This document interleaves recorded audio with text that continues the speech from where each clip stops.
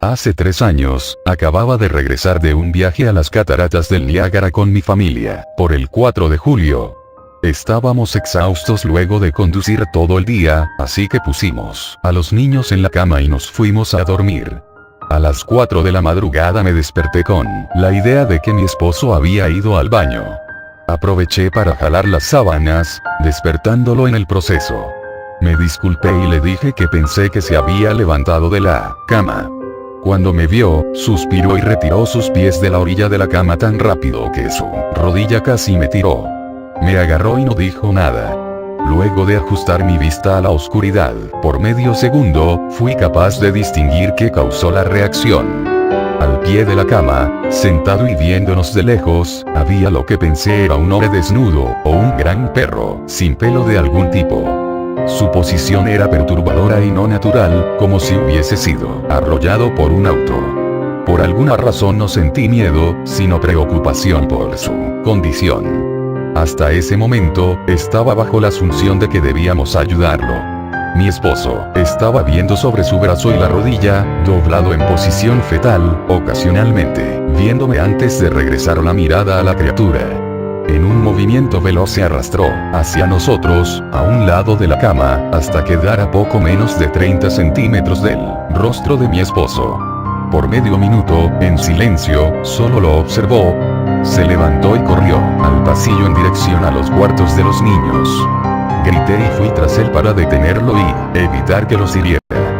Cuando llegué al pasillo, la tenue iluminación era suficiente como para verlo agachado y jorobado a unos 6 metros a la distancia.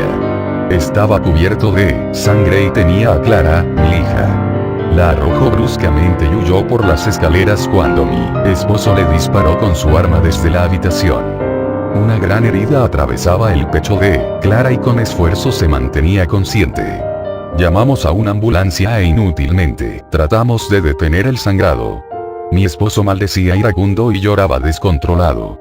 Presenciar la vida de mi hija terminar me tenía paralizada y escuchar los lamentos de su hermano menor ante la situación fue insoportable.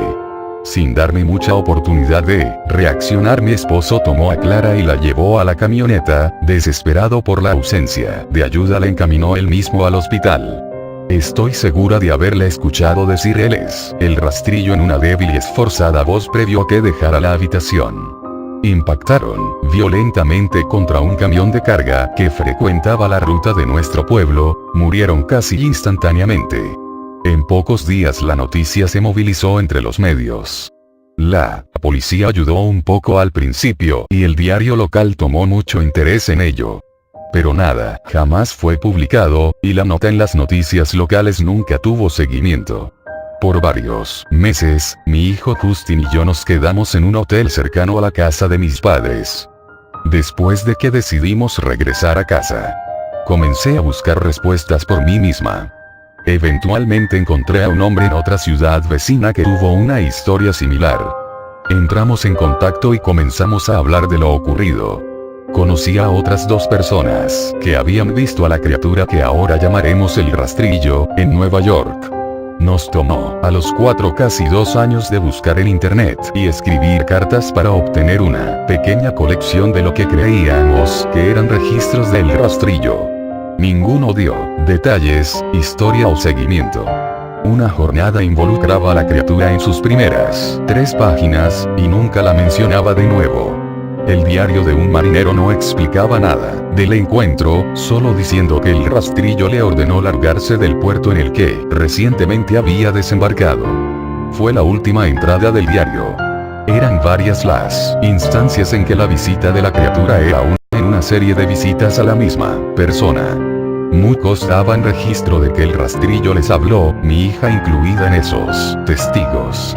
Esto nos llevó a preguntarnos si el rastrillo nos había visitado anteriormente, antes del último encuentro. Puse una grabadora digital cerca de mi cama y la dejé corriendo por toda la noche, cada noche, por 2 semanas. Oía con interés los sonidos cada día que me despertaba. Para terminar con la segunda semana, estaba acostumbrada al sonido usual del sueño mientras oía el audio a 8 veces la velocidad normal, por cerca de 1 hora diaria. Casi a finales del primer mes oí algo diferente. Una voz aguda, estridente. Era el rastrillo. No pude escucharlo lo suficiente como para transcribirlo. No había dejado que nadie lo oyera. Todo lo que sé, es que lo oí antes, y ahora sé que habló cuando estaba sentado frente a mi esposo. No recuerdo haberlo oído en ese momento, pero, por alguna razón, la voz en la grabadora inmediatamente me lleva de vuelta a ese momento. Los pensamientos que debieron pasar por la mente de mi hija me hicieron enojar. No he visto al rastrillo desde que arruinó mi vida, pero sé que ha estado en mi habitación mientras dormía. Sé y temo que un día despertaré para verlo de pie, con su mirada vacía puesta sobre mí.